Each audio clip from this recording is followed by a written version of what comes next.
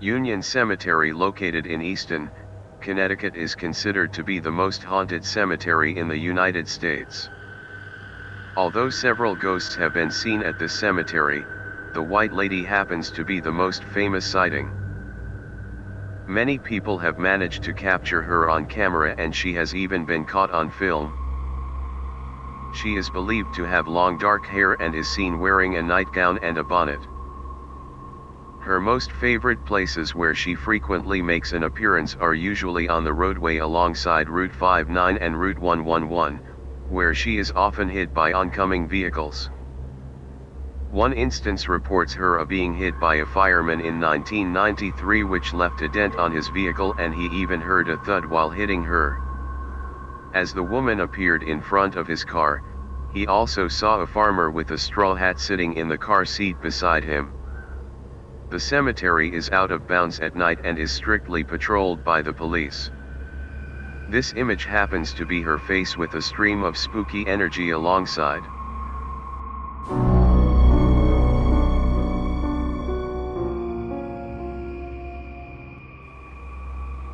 The house on Myrtle Plantation in St. Francisville, Louisiana, is home to at least 12 ghosts, the most famous being the ghost of Chloe, who haunts the plantation and is seen wearing a green turban. Chloe was reportedly a slave owned by Mark and Sarah Woodruff. She was once found eavesdropping on Clark Woodruff's personal conversation. As a punishment, one of her ears was cut off by her master, and she wore a green turban to hide it. It is believed that Chloe supposedly baked a birthday cake containing extract of extremely poisonous boiled and reduced oleander leaves, as part of her revenge. But her plan backfired. Only Sarah and her 2 daughters ate the cake, and all died from the poison. Chloe was then supposedly hanged by the other slaves, and thrown into the Mississippi River. She still haunts the plantation to this day. In fact, the Myrtle Plantation is considered as one of America's most haunted homes.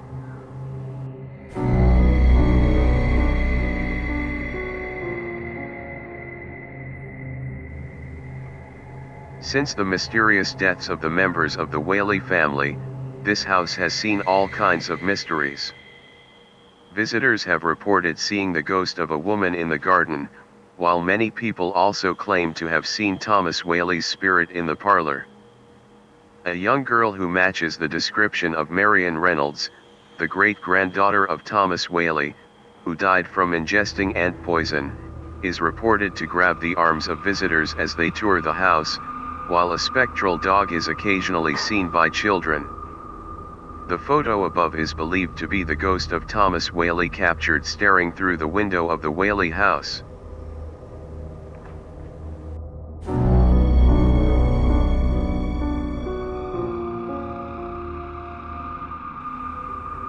In 1996, Ike Clanton decided to get his photo taken in a cowboy attire in the Boot Hill Graveyard in the famous Tombstone, Arizona.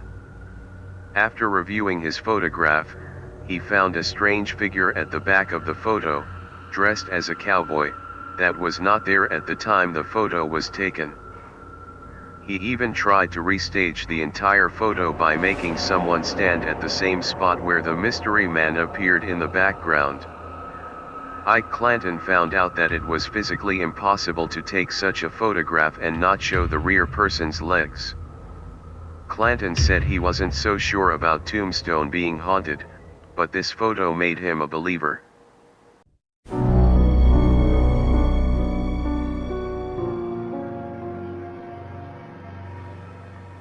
This photo was taken during an investigation of Bachelor's Grove Cemetery near Chicago by the Ghost Research Society (GRS).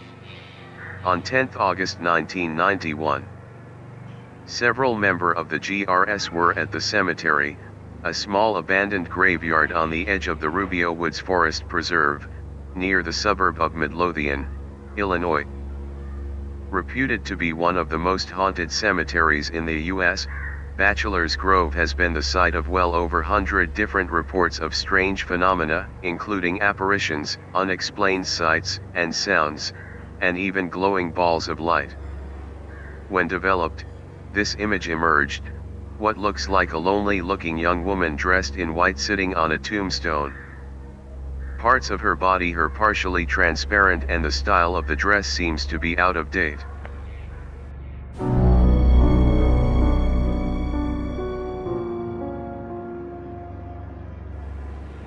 This very old photo was taken in a house undergoing renovation.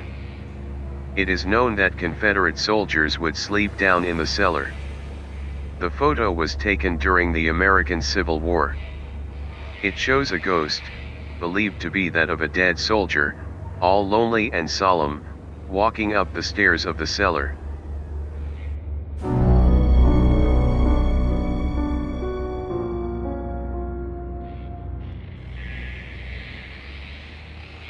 The story behind this picture was that on Sunday 19 June 1966, an old retired couple from Canada decided to visit the Queen's house due to the much speculation and hype of being haunted. While he was standing near the tulip staircase, the old man took a picture of it, and when it was later developed, there was a ghostly figure ascending the staircase in pursuit of a second and a third other ghostly figure on top of staircase. The camera roll was examined by researchers and they found no evidence of any kind of tampering done with the roll. At the time the photograph was taken, the old man's wife claimed that was standing with him and confirmed there was nothing on the stairs. The staircase itself was closed with a rope and no admittance sign. Strange shadowy apparitions and unexplainable noises of footsteps have been constantly reported near the tulip staircase by both staff and visitors.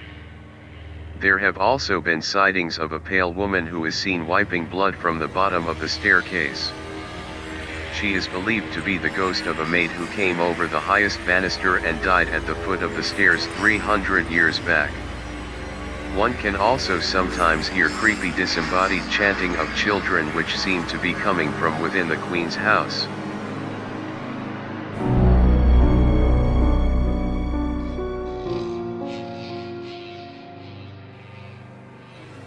At a local barn in Hertfordshire, England, wedding photographer Neil Sandbach was all set for the wedding and started taking pictures of the area. Not long after the wedding, upon developing the photos, Neil discovered something shocking, something that sent chills down his spine. The photograph showed a glowing and clearly floating boy in white clothes staring right at him. He inquired with the staff about any strange or bizarre incidents that might have occurred at the farm. The staff admitted to several encounters with what seemed to be the ghost of a boy in night clothes roaming about the farm and sometimes blankly staring from behind walls. Who the ghost actually was and his story both are shrouded in mystery till date.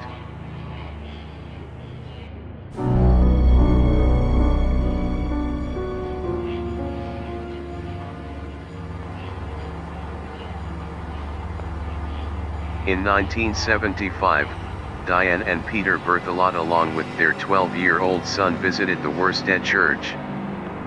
Peter snapped a picture of his wife praying in silence on one of the church benches. After development, of course, a friend of Diane was shocked to see a white shadowy figure sitting right behind her and pointed it out.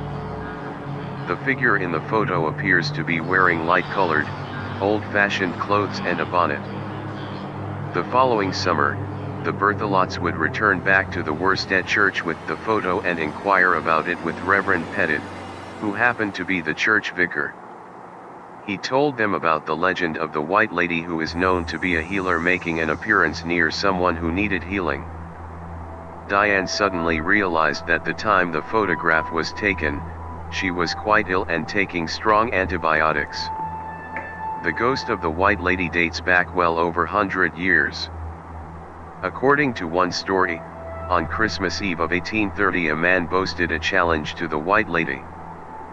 He said he would climb to the top of the church's belfry and kiss her if she would appear.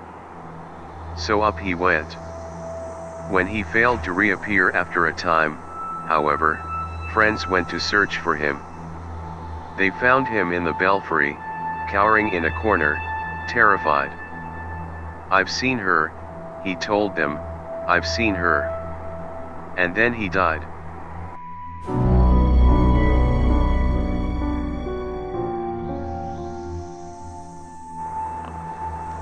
Seen in the picture, are a happy mother and her son outside their new home in Chicago. They had just moved in and wanted to take a cheerful happy photo. Little did they know that there was someone else who was closely watching them, an old resident or probably someone who still lived in the house.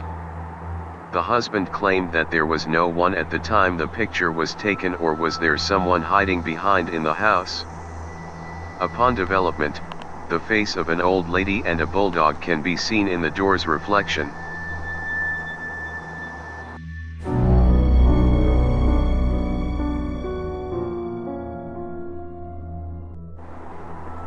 In 1959, Mabel Chinnery went to the cemetery to visit the grave of her mother along with her husband.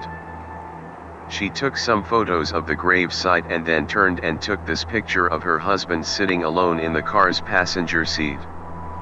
The film was developed and this came out, somebody sitting in the back seat wearing glasses, clear as day. Mabel swore that the backseat driver was none other than her own mother, whose grave site she was standing next to when she took the picture.